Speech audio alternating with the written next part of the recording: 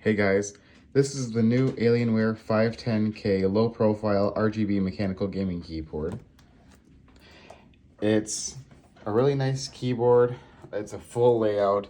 It has a volume knob, it has a quick mute button, and it has a few different options for the RGB layouts by pressing this button and the function button, and you can control it through that. Everything works. This is one of the linear switches, and that's how it sounds.